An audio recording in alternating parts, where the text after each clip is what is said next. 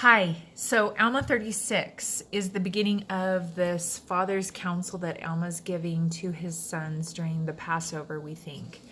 And he talks to Helaman first, and it's chapter 36 and 37. I love this chapter because it shows the power of us as parents to be vulnerable with our kids. I don't think Alma went into every single detail of every horrible thing he had done when he was in so much rebellion, but he doesn't hold back. He's like, I had murdered many, causing spiritual, maybe not physical death, but spiritually and emotionally, he had wreaked havoc.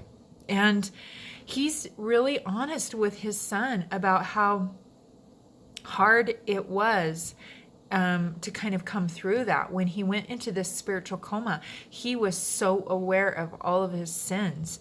And he demonstrates the power of humility that we have as parents to teach our children about Christ.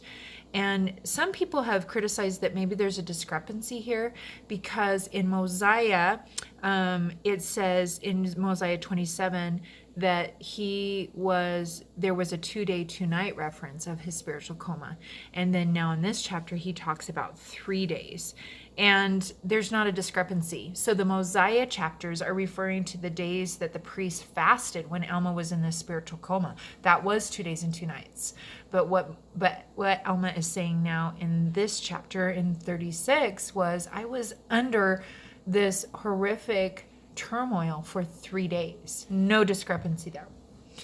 And I love that in this moment, he teaches what I believe President Nelson is asking us to seek as we read the Book of Mormon, which is the Christ focus.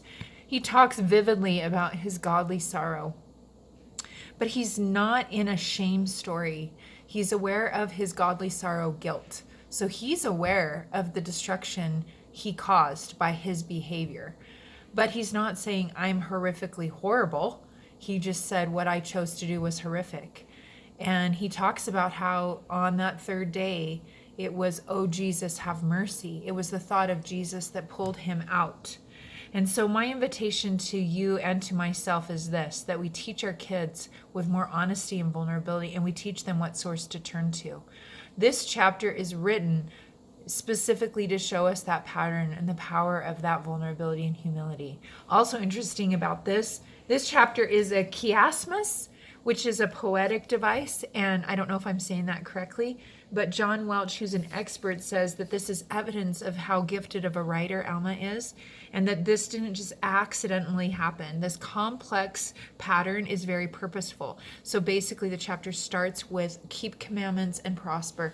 Alma goes through his story of conversion, and then it ends again with keep the commandments and prosper.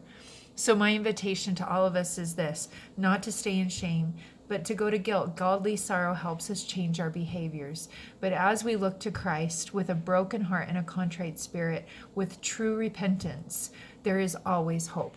And our kids can know that we're imperfect. We don't have to go into every gory detail. Alma didn't do that. But he said, listen, I was a mess. I was a disaster. I was causing so much turmoil.